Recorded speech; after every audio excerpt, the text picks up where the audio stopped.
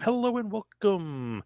I am your host, JP John Paz from the Two Man Power Trip. Of course, joining me, the one and only former WCW Tag Team Champion, former ECW Tag Team Champion, one of the greatest mindset bookers ever in the history of the business, the Games Master, the Taskmaster, the Devil himself, Mr. Kevin Sullivan. Kevin, how you doing today, sir? Good, JP. I'm doing well. Now, it's just crazy. Like the wrestling world right now, it's like the Vince stuff, right? The Vince McMahon, Janelle Grant, the Johnny A stuff was crazy, crazy, crazy. Then all of a sudden, The Rock hits the headlines, and that took over the headlines for a while. Have you noticed a lot of talk this year for WrestleMania? Maybe a lot more in years past. Yeah, I absolutely think so. By this time, you know what the matches are, usually, right? Yep. Everything's skewed right now. So uh, we still don't know what The Rock is doing. We don't know what the matches are yet, which is pretty amazing Yep. because I heard they sold 10,000 tickets from Wednesday to Friday, which is unheard of, selling tickets like that in the middle of the week. Doing really good. Obviously, both nights of Mania will be sold out. I know the Elimination Chamber in Australia, I believe it had 43,000 tickets. Out of the 45 that were available, they opened it up to 49. So they're opening up that as well. Nothing big has been announced really for that show except for who will face Seth Rollins at Mania in an Elimination Chamber match. And then Rollins and Cody have a talking segment. So nothing really like big. It's almost like a little bit of a throwaway show that they're putting out there in Australia. I think just them coming back to Australia would sell out. Right now, they're so hot. That's what they're relying on, right? Just being hot. Yeah, yeah. And just how long has it been since I've been to Australia? 8 years? It's been a while, yeah. Yep. So they're going to sell out no matter what they do. Now, booking wise, obviously you're one of the greatest bookers of all time. Do you like not having Mania is what 50 days away. Do you like not having the matches kind of set in stone? I know they keep saying it's Rock Cody or excuse me Roman versus Cody, but it doesn't seem like that's set in stone. For me as a fan, just looking at it, it seems like Rock's got to be involved somehow. Do you like going about it that way, or do you like having hey? It's Hogan Sting. It's going to be Hogan Sting, and like you're going to tell people that much longer in advance, or do you like this kind of fly by the hip? Like we don't know what the match is going to be. They know what the matches are. They know But as what they but from a fan perspective, shouldn't as the booker you tell us what the matches are or no? Well, it's something that everybody's talking about, right? Yep. So it's obviously working. And you got people really interested in all these theories, what's going to happen. Do you know what I mean? What's The Rock going to do? What's Seth going to do? Cody. There's so many things they could do. They're playing Clue. It's Colonel Mustard in the library with the candlestick. Yep. And it took it took a lot of balls to do that because of the negativity they got on Vince's stuff, right? Yep. And then coming back, and I think you know the signs you see hashtag we want Cody. Yep. They're too well printed out. They're making those signs up and giving it to the people. That's what Meltzer had said too. That's what he thought. He didn't get confirmation for it, but he kind of thought that as well. Yeah, they're playing into it. I mean, I could see that. I mean, nobody's going to print the exact same sign when they live 50 miles away from one another. You know what I mean? And really neat and just in the same color pen. It's just they're really leaning into this. They didn't think they were going to get that, but I think some of it is made from WWE. I think they're piping in some stuff too. Oh, piping in the noise like we want Cody chants or whatever. Yeah. They're really trying to get this Cody guy over. It seems like, although he is pretty over anyway. But I mean, so you're saying that it seems like they're trying to get him to that next level. Well, I got a question. Cody finishes the story, right? Yep, Who does he wrestle? good question. You got to go Right? big, right? It's got to be big after that. Who? Who? I, nobody left. Orton, maybe. Who? I mean, they, you talk,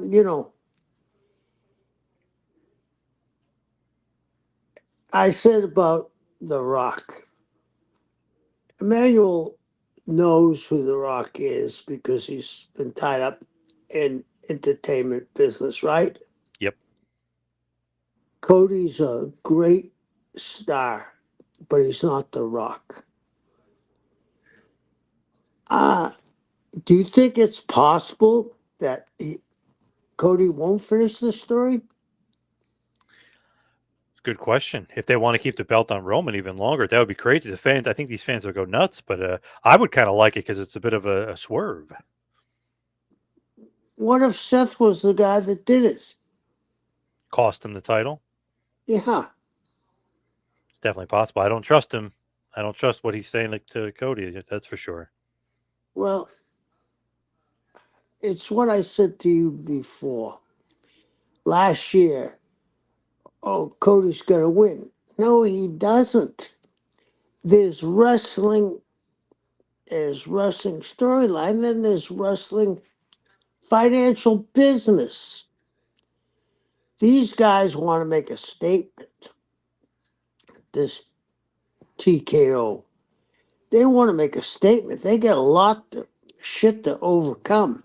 That they were on cloud nine. Their stocks had a big jump when they signed everything. When The Rock came over, the stocks jumped. Now they've had a kind of a buy off, and uh, they're going to make this thing work. That's my contention: is who does Cody wrestle? Is he going to draw as well as Roman has drawn? Probably not. Hard to do that. Okay. Are we doing this because we want to feel good for the night? Pretty much. That's what it seems like. So I don't know why the story has to be finished now. Uh, It is interesting that he won the Rumble, right? And you figure, okay, he basically said, "Oh, The Rock can have the shot." So it was kind of confusing, but now to me, it's less confusing because it just seemed like The Rock kind of tricked him. Then he says he's fighting Roman instead. Then Cody comes out and he says, "Oh, this is bullshit." So it's like after he realized The Rock tricked him, he kind of realized it, which means The Rock, who showed the big bloodline thing with all the members of the family, all the Samoans and the heritage, he basically was saying we're the biggest in the family in the world. Then he slaps Cody. Just seemed like this was all. And maybe WWE didn't do it on purpose, and they kind of leaning into the Cody stuff. But it just to me seems like this was a part of the plan that The Rock was going to be a heel, or do you think that's not what wasn't always a part of the plan? this has been planned out. They have no. When Rock said he likes to plan out. What are his exact words? He Oh, he's likes to planning everything build. out He likes to build. and take you on a ride. Yep. Yeah, this is what's going on. I think. And the Cody Crybabies, which he coined that phrase. Do you like that? The Cody Crybabies. Well, he's going to make millions of dollars on T-shirts. He just, got that out. He owns that.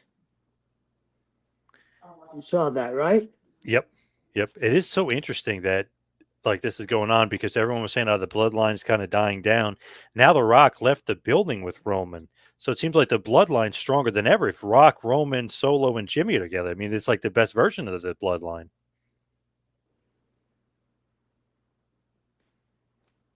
Do you think we could see Sammy involved in something? Sami Zayn now, I think that ship has sailed. Seems like he's feuding with Nakamura right now. Yeah. But with Rock, and I know Bully Ray and mentioned other people mentioned this online that he stood in front of Roman and kind of big brothered him at the press conference. I think that's all a part of the setup between those two not getting along, don't you? Uh, And not being no, able to coexist no, it was The Rock being the head of the table. That's simple. to create tension with Roman, though, right? Because Roman thinks he's the head of the table. Yeah, but it, who did all the talking? Rocky. Yeah. I mean, you're not going to get over The Rock. You know what I'm saying? Hmm. And just Roman's presence, uh, his, you know, body language, he gave it up to The Rock. And if you noticed on that tree, that Samoan bloodline, the dynasty tree, it did say High Chief under Rock's name. By the way, I don't know if you noticed that or not. I didn't know he was the High Chief, or does he think he's the High Chief? But I didn't know he was one. I think he wouldn't do something that stupid. He'd get a lot of heat with the Samoans if he is the high chief. I think he is. After the tsunami hit Samoa 10 years ago, remember that? Yep, He put all that money back into Samoa. yep. I think made him a high chief then. But I feel like Roman is going to be like, wait a second here. You know what I mean? Like that's going to add friction too, because he's going to look at that tree and be like, wait a second, what is going on here? This guy thinks he's the head of the table. He's big brother in me. He's talking over me. He's saying, hey, watch out. I got this. He slapped Cody. You know what I mean? He just seems like it's going to lead to Roman and Rock having some sort of issue, which is, I think, where the big money is. Yeah, I just don't see that we're not gonna see the Rock and Roman.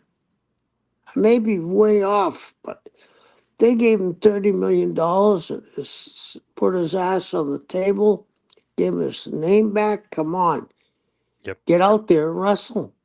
Yep. And Could be a this, three-way. Who knows? and this is, think about this. Who's in charge right now? Is it the guy that they just put on the head of the table in charge of the WWE? Meaning The Rock with TKO being on the board of directors. Yeah, who's in charge of that? Well, it does seem like he has more power than Triple H. Well, does Triple H have any connections to Vince McMahon? Oh yeah. But if you look at the power structure, Triple H is listed as, I know he's CEO of WWE, but to TKO he's an employee of TKO. The Rock is the board member of TKO, Right. so he's like That's what he's his boss basically. that's what I said. Yeah, He's the number one guy. him and his longtime close personal friend Nick Khan, which is another interesting little wrinkle in the power structure that is WWE. Right, right. And The Rock, by the way, recently said in an interview to Cody Rhodes, he said, "You have no idea what's coming next." So he's up to something. He's got something brewing there, which is awesome. Yeah, I mean, he's pulling. I believe he's pulling the strings right now. The High Chief, I believe he is as well. Yeah, Could be yeah. Rock versus Roman versus Cody in a three-way at Mania. if if they want to put the Rock in that match. Could be, right? Yeah, I mean, he's not gonna wrestle. I mean, they're not gonna make him a special referee, I don't think. I mean, the prestige of having The Rock isn't seeing him in a referee shirt. Yep. And to me, to be honest, Seth Rollins, I know that all four of them were out at that press conference. He doesn't really fit in that picture. He just doesn't seem like he has the charisma to hang with those three, or it just seems like he's a bit. Yeah, I don't know if it's the gimmick or what, but he just seems a bit out of place when he's in with those three guys. I think that's done on purpose. That he's off to the side. Yep. He looks like an afterthought. They're Yep. smarter for that. I wouldn't doubt if he was involved in the finish and if they're going to screw Cody. Ooh, good point. Look at you. Yeah. Yep. Could be, Yeah. and he keeps laying the groundwork that he's going to help Cody, so it could Yeah. be all a swerve on Cody. Yeah, for sure. Did you like Roman saying that Seth gets no pop and that he wears his wife's shoes? Did you like that? Yeah. And that's just, again, uh, building up that Seth could be the guy that screws Cody. Yep. He did You beat know? him in his debut or re-debut at Mania a few years ago. Remember, Rhodes beat Seth. Seth wants revenge, Yeah. maybe. That he's got, I mean, there's so many stories they could tell. He's got more reaction and he's the world champion. Cody's got more reaction than he Yep. does. Jealous. He's jealous of what Roman said is true with The Rock. He's an afterthought. Yeah, I could see him being involved in the finish. So we go from some good stuff to some really bad stuff that happened. And of course, talking about Billy Jack Haynes murdered his wife, shot her, had a bit of a police standoff as well. Man, were you shocked when you heard this? And talk about making headlines. I mean, this was crazy out of nowhere. It's like, oh my God, Billy Jack Haynes murdered his wife. What the hell is going on? Yeah, of course I was shocked. Yeah, but I mean, they didn't come out right and say that he killed her at first, right? Isn't he? They come out and say he was a person of interest. Yes, That's a little strange to me. And didn't she have dementia? yes, Until we know what the story is, it's kind of hard to judge what happened, don't you think? for sure. Yep. Yeah, But obviously, yeah, he arrested after the police standoff. But yeah, right, right, very interesting though. Before he became a wrestler, he had, or maybe just rumored, but I remember hearing that he had manslaughter charges against him. This is before wrestling, so I mean, there could be a history there with Billy Jack that we don't know about. right. Really, I didn't know that.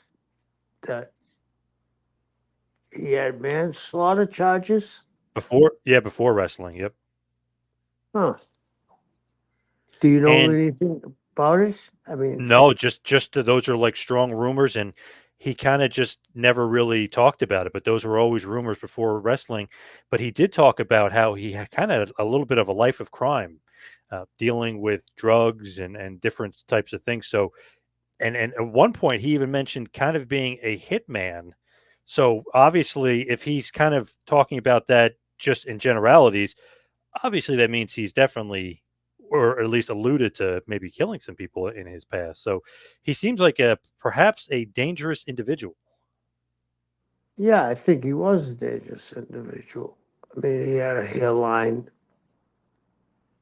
Because I saw some of the stuff he talked about, right, on the Hmm. shoot interviews. Yep. He wanted to fight Stone Cold, right? Yep. It made up. Well, in his mind, they might have been real, but Stone Cold because he got Piper fired. Supposedly, that's on Billy's thing. That's the reason why Piper died. I mean, he, his interviews sounded a little strange to me. To you, Big how'd they time. sound? Yeah, Yeah, big time. Yeah, he would say some wacky stuff. Remember, he said he was Vince McMahon's brother. Do you remember that one? yeah, yeah.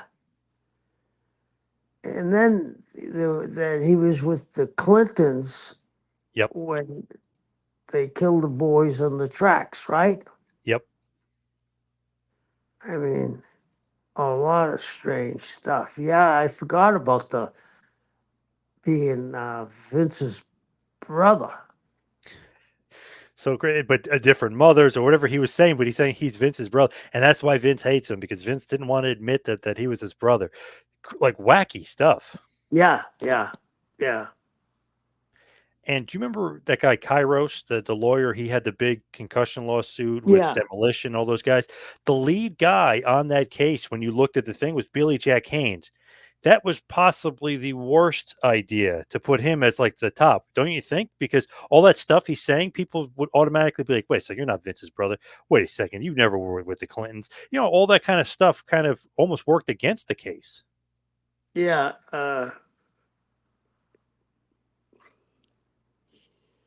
To me, it's just very strange. Uh, you're gonna sue for concussions. I mean, you would think that if anybody had the right to sue for concussions, it's the NFL. You know what I mean? Because Yep. it's legit. Yes. And they knew it and they hit it. Yeah. Yeah, and you know, if you're doing these flips out of the ring and you're landing on your head, did they make you do that, or did you come up with that spot? Right. Exactly. Yeah. So When you look at like Billy Jack and just think like, okay, this guy, maybe he could be a little crazy. Do you think at all he was working a gimmick though? Because that got no. him. No, you don't think so? Okay, because it seemed like that got him a lot of popularity. Yeah, but negative popularity, negative stuff. You know, people were laughing about it. Don't you think? Like you were chuckling about being Vince's brother and the Clintons, and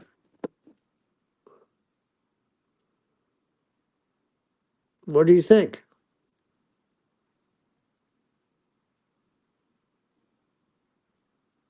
JP? What do you think?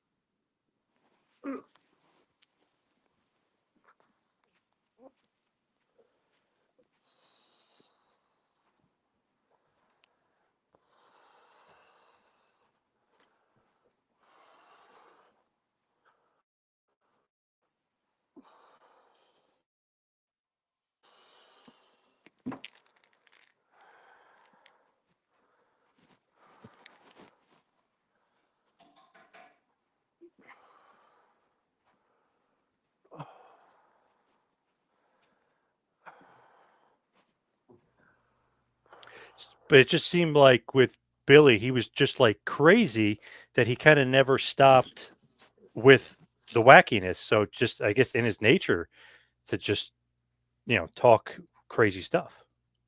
Yeah, maybe. I mean, uh, didn't he say something that he was sexually molested as a kid, Yep. and then he was beat up and almost killed when he was sleeping in his van?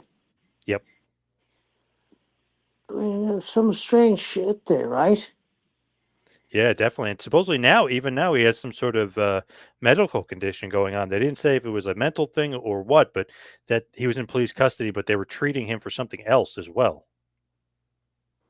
Really? Yeah, because I know he had liver and kidney issues, but I'm not sure if that was what they were talking about now or if it was some sort of mental health thing going on with him. Hmm. I know that he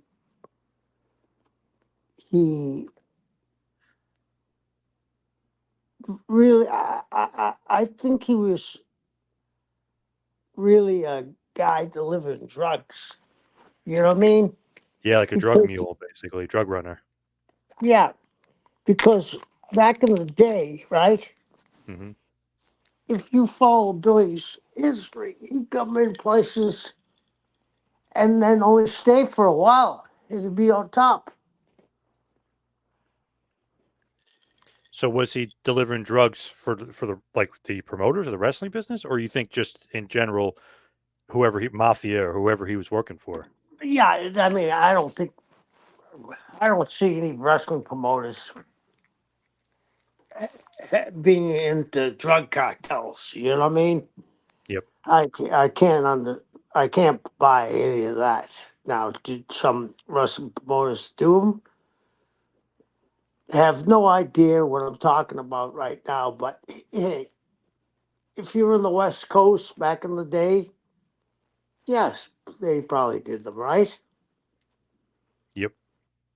But he might have worked for a cartel. I can see that because he came to Florida and then he left. He went to the Carolinas and then he left and he had good spots. Then he was Von Erich was like a substitute in the family, right? And he left. And he was going through from driving from this area of the country, the Pacific Northwest, through wherever, you know? The thing is, too, it's like you never quite understood like what he was doing or where he was going. But in some of the shooting interviews, like we are saying, he's kind of intimating or incriminating himself, saying, "Yeah, I did this, and I sold drugs, and I did this, and I was there for the boys on the tracks." Which it, apparently somebody was saying that he wasn't around during that time period; he was in the other side of the country. So, I mean, who knows if he's incriminating himself or not, or if he's just kind of just saying crazy, wacky things. If if there was a chance in hell that he was involved in all this shit that he talks about, he'd be sitting in a cell today. I mean, True. he said some really way out shit. Right? Here's the best one you brought up, and I forgot about it. He's Vince's brother. That says it all to me. Yeah. Wacky. When he actually starts in the business, he's actually trained by Stu Hart.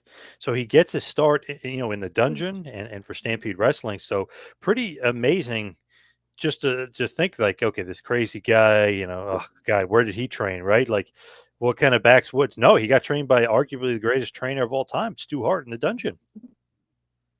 How did he end up there, I wonder? Yeah, because he wasn't young. He was like 28 or something. So he wasn't young when he started. Yeah, but I mean, I wonder how he ended up with Stu.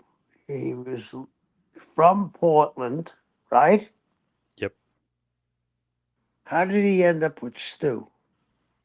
Interesting. Yeah, I'm not sure because you would think he would be trained by Don Owen or somebody from Portland, but no, he was trained by Stu. So he ended up there. Who knows? Maybe he was doing something nefarious up there. Who knows? Or maybe he was trying to get away from the law.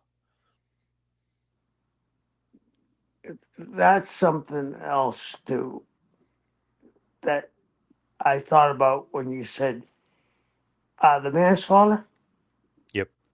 How did he get into Canada to wrestle? I I don't know. Maybe that's even made up. Maybe because he's trying to Of sound. course it is. Yeah. You can't get into Canada if you have a DUI. I have a friend that about 4 months ago was going up to Victoria Island, Vancouver Island, and going to Victoria. He, it's not. It's only a 75 mile from this island to the border. Hmm. If you get on the highway, it's a lot closer by boat, but they turned him away because he had a DUI when he was like 17 years old. Wow. Yeah, so I'm not sure if he's just making stuff up like normal, but when he does come back, though, he does end up in the Pacific Northwest after the Stampede and after Stu. Comes back, he takes up the name Billy Jack, but of course Tom Laughlin in that movie, Billy Jack, were having a problem with it, kind of threatened to sue him. So basically, he does stay Billy Jack for a while, but then of course he changes it to Billy Jack Haynes, which is his real last name, just so it's not so much of a copy off of that movie, which I guess was intended to be a copy off of that movie by using that name. Do you like that taking stuff from movies? I know sometimes it works. Well, to me, that's a little cheesy, but that's just me. But uh, Hogan used Eye of the Tiger, right? Oh yeah, So I guess there's times it works and times it doesn't. he became a pretty big star in Portland and the Pacific Northwest. Obviously, a huge feud with Rip Oliver. One of those things where he people were definitely taking notice. He looks like $1 million. I mean, he's a big dude.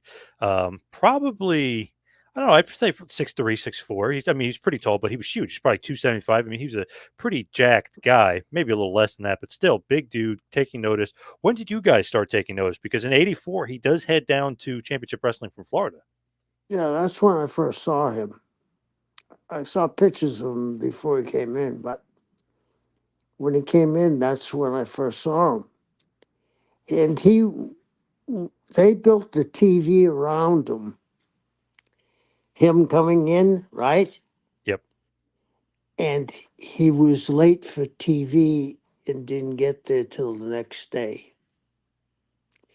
And the announcers, Billy Jack is coming today. Billy Jack is coming. We're going to hear from Billy Jack. And they fell into it like, you know, it turned out to be pretty cool. Do you know what I mean? Yep. But why was he late? Who knows? Yeah, it's one Yeah, of those things. He had the look. It's decent in ring. He had the look. They're giving him a push, and then he guy's late. He just mentally couldn't be where he needs to be. right, right. So you wrestled him more than I thought when I was actually looking it up. At least 20 times you guys had matches. And, you had lights out matches, Texas Tornado matches, grudge matches, handicap matches, NWA Florida heavyweight championship matches, barroom brawls, Texas bull rope matches, chain matches, bunkhouse matches. You had a lot of different matches with him. So big time blood feud with Billy Jack. What was it like working with him? He was terrific. He was terrific. I always started it. I was supposed to wrestle him in Tampa at a building that we would not normally in. We were in the Armory, and we were in this University of Tampa's gym. And somebody also claimed that he's part in Native American, and somebody had given him uh, when I went to the ring. He was already there. Someone had given him a statue like him in Indian Native American dress. And I snatched the statue and hit him over the head with it and exploded. And we were lucky they had a film crew there that night. We inserted in the TVs and we were off and running. I love it. Did you think that he was going to be there for the long haul, or you knew his reputation of like, okay, he's going to be No, in and out? nobody knew his reputation back then. He hadn't been in the business very long. I think we might have been the first territory he went to, right? One of the first, yeah. A little bit of Portland, a little bit of Stampede, but you guys were kind of an extended stay for him for a little bit. Yeah, but I mean, he got trained in with Stu, Yep. started in Portland, and then came to us. Yeah. Nobody, Yep. it was like an enigma. Nobody knew what was going on. Did you like him personally, like behind the scenes? I didn't have much to do with him, and a lot of people didn't have much to do with him. He stayed by himself, basically. A little bit of a recluse?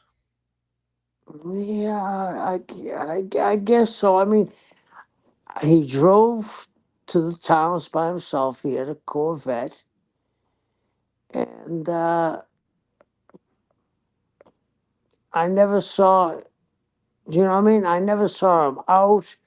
I never saw him hanging with anybody.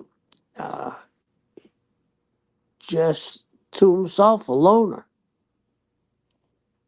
When you look at it, and he's like Days Alone and stuff. Is it because babyface heels? You guys would never be seen together? I mean, kayfabe, or is it just you personality clash? No, baby faces and heels were in Florida were a complete no no. But he didn't even have hang with the baby faces. Gotcha. You know. Yep. Interesting, because when he goes to World Class, right? He's only there for a little bit. When he leaves you guys, is it just time was up, like, and he's gone, or did he want to leave and he just disappeared, kind of thing? I think he wanted to leave. I think he went up there when Dusty knew he had the job. Dusty might have sent him up to Crockett. You know what I mean? Yep. And he didn't stay there long though. Because it's kind of fascinating that he goes to like Jim Crockett Promotions for a little bit and supposedly got in a bit of a physical altercation with Jim Crockett Jr. So it's like, I don't know, is he kind of self imploding? You know what I mean? Like he can't get along with the promoter? And did you ever hear that story? Yeah, I heard that story. And he didn't get along with many guys either because what do you mean by that? You know, what I mean, he was always on edge. And now that I look back at it, wasn't he dealing cocaine supposedly? That's what he says. Yeah, he admitted to it. Yeah, Okay, so maybe he was using his own product. I don't know. could be. So he was in JCP. Obviously, he was in Portland a few times. He was actually in New Japan Pro Wrestling. Like I said, he was in Florida for a while. He was in Florida, but he definitely made a name for himself both territory wise and internationally before heading to the World Wrestling Federation in 1986. Obviously, Vince saw something in him, saw money in him, saw that look, which seems like the prototypical Vince guy, right? Like that jacked up, kind of good looking baby face that he could do something with. Like he loves those big muscular dudes. Yeah, I mean, he fit the profile that they were selling back then. You know, he was jacked to the max, and his work was solid. I got to give him that. Might not have been extensive, but it's certainly solid.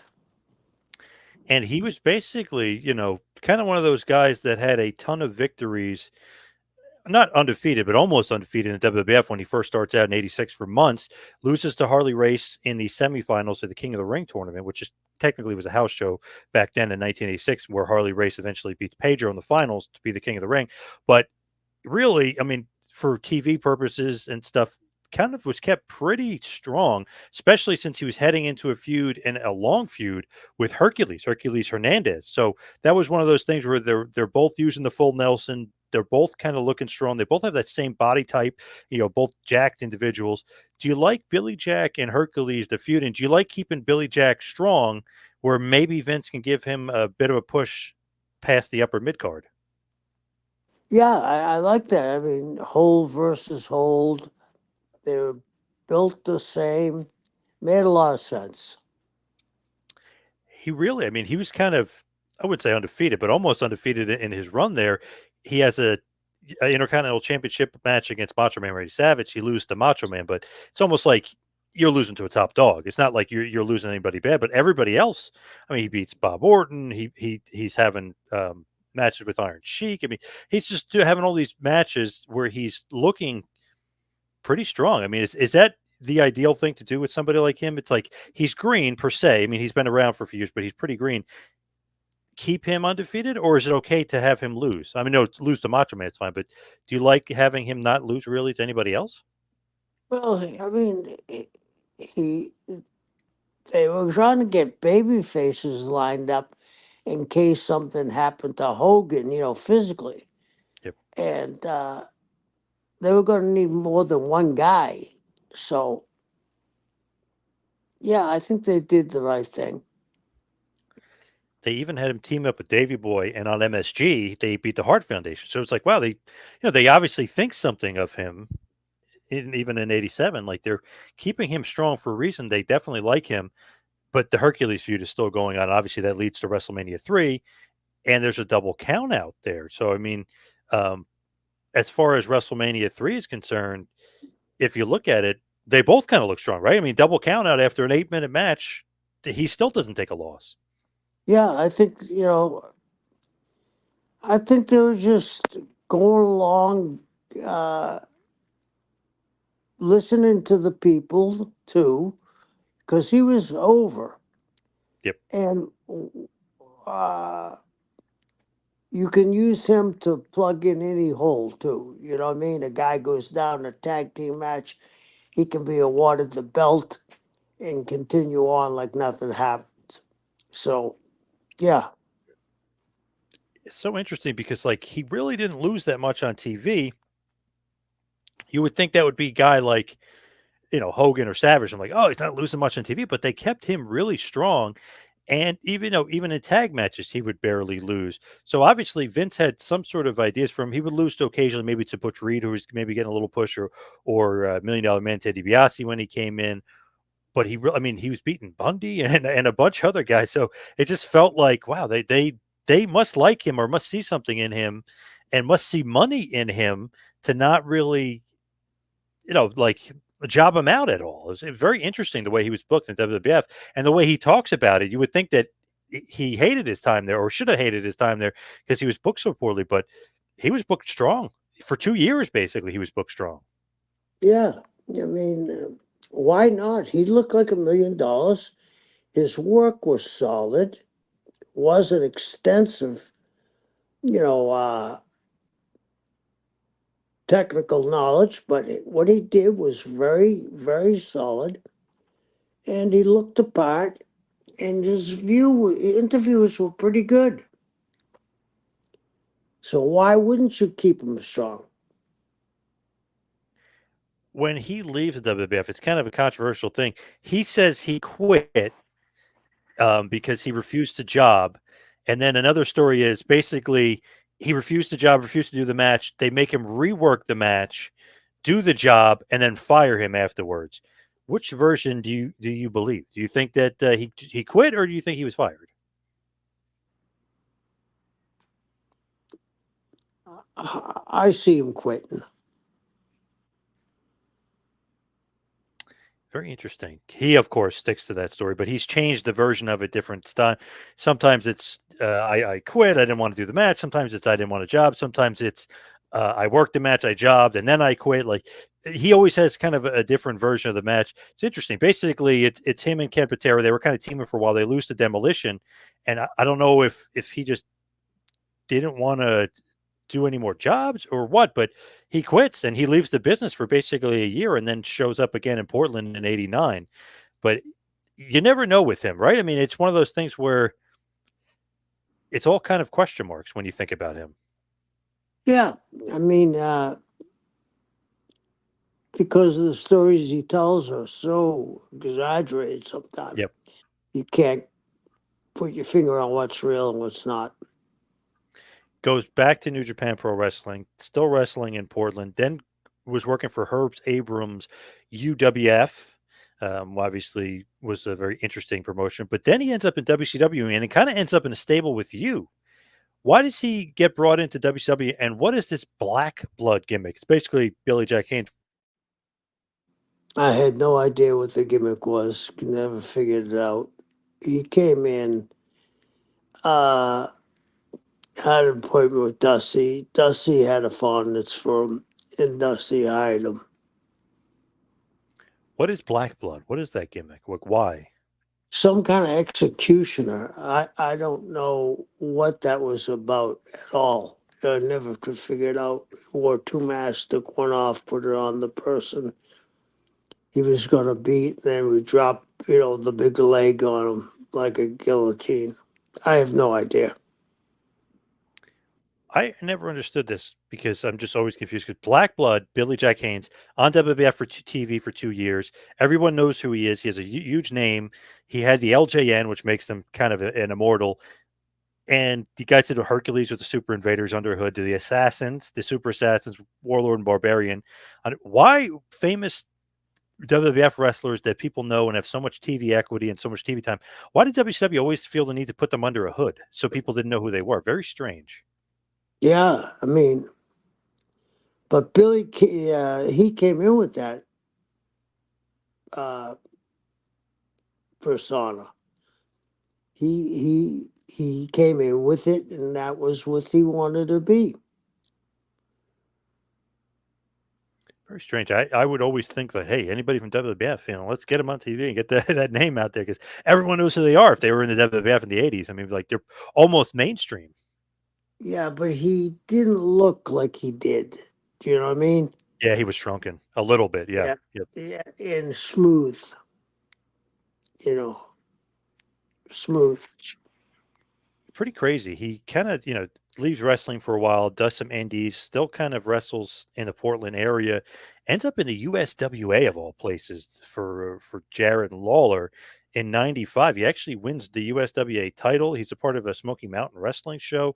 So I mean, he was actually seemed like wow, he was back in, back in the business. He's headed in the right direction. Then all of a sudden, in late '95, he's gone again from the business and doesn't wrestle ever again after that.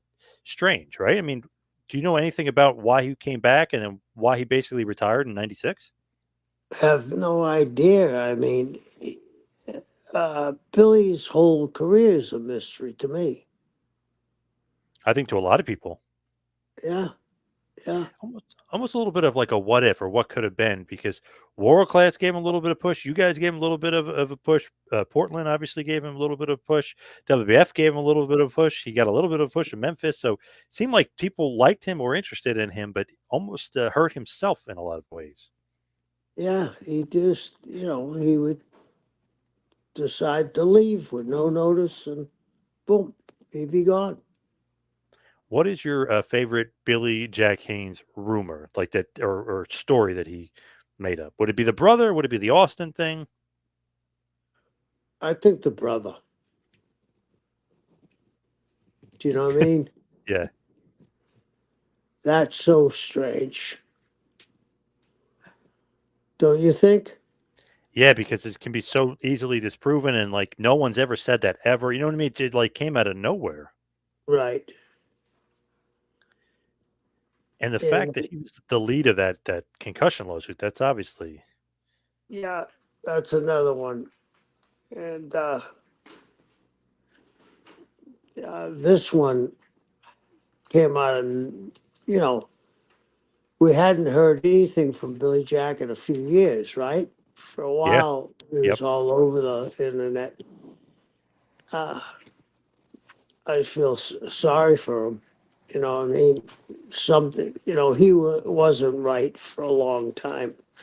Remember when he used to wear? Was that a wig he was wearing for a while? That yeah, yeah, yep, brown thing. Was yep, that a wig? yeah. I mean, why was he wearing that? I have no idea. Look, almost I don't know, just looks so fake too. But weird that he did that. Yeah, remember he had a mullet, a long mullet at one point. Yeah, he had a very Yeah, interesting looks. yeah. Somebody told me it was real. Really? I thought it was fake. Wow. I did too, but I mean, there was some guys that I know that are local wrestlers up in this area went to see him, and they said it was real. They wanted to do a documentary and call it "Searching for Billy Haynes." Yeah. So Crazy. I remember they said, him and Hannibal had that big fight. Apparently it was all a work. Remember that? It was "Yeah, like yeah, yeah, that was wacky. Crazy. yeah." Um, when you look at Billy Jack too, saying he was there for the Arkansas the murders in 1987, even though he might have been elsewhere for the WWF at a house show. Like like saying he hit hitman for the mafia, like all this stuff. He just like I don't know. You don't quite know what to make of him. Is he serious? Is he crazy like a fox? Is he just crazy? No, he's We not don't know. crazy like a fox. He's a sick guy. He's a sick guy. He just, I believe he believes that he was there. There actually is a shoot interview if anybody could find. I think our video did it years ago. It's basically like all his conspiracy theories, what he thinks, and I think he touches on like JFK, just random stuff, but it's just kind of an interesting look at his maybe fragile psyche. Just it's an interesting look at his mind. Well, there's a lot of guys in and outside of the business that are into this conspiracy theory. Yeah, the conspiracies, of course, but not everything is a conspiracy. You know what I mean? Yep. Yeah, when I So, interviewed him a few years ago, every time you'd ask him a question, it would go back to some other conspiracy or talking about drugs or talking about. He would always go back to like a strange answer too. I noticed that when I interviewed him a couple years ago. yeah, because to come up, let me ask you this. Don't you think to come up with these crazy, like I'm the brother and all these other things? I was there with the Clintons and everything that he's expounded on. Don't you think he's gotta be to say all this shit? You gotta believe it, and I think it shows that he's been unbalanced for quite a while. Yeah. Yep. Totally agree.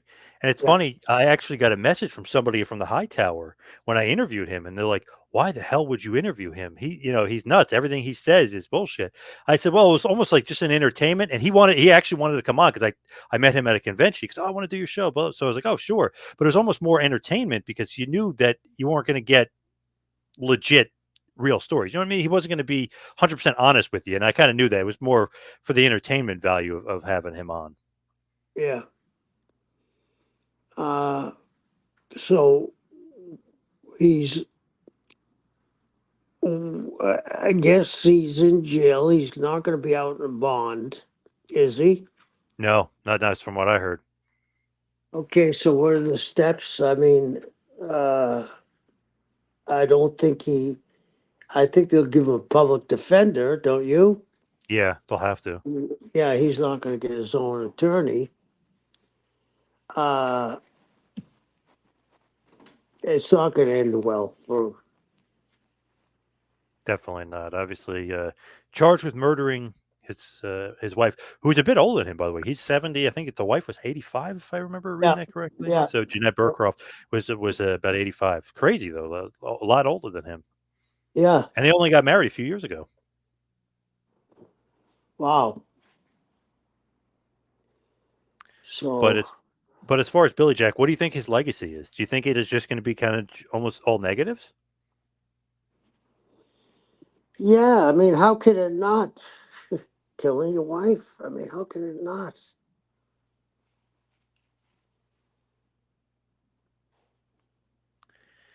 When you look back at Billy Jack, obviously he's going to be one of those guys that you cloud everything he ever did in the business, even though success to a certain degree, but definitely everything is clouded. All the controversy, all the Arkansas story, the Steve Austin story, and then finally killing his wife. So Not a good headline there for wrestling. I'll tell you that much. Just not a good few weeks for pro wrestling as far as some negative headlines. That's for sure. Yeah. Yeah. But let's hit the plugs. You follow me on Twitter and Instagram at 2Man Power Trip. Kevin, what do you got going on in this crazy world? Well, it seems my friend that the old school has taken off, and she's starting to sell a lot of books. And somebody did a, in depth on it, and it said it's Goodfellas meets WrestleMania. So that's interesting. Yeah, I like that. Yeah, and that's what you know, with all this wrestling hype right now, uh, she's got a lot of hits behind it. So hopefully something transpires. Nice. Love that. Love that book. Old school. Get it on Amazon. But thank you to Kevin. Thank you, everybody out there, for listening. We will see you right back here next time. Have a good one, folks.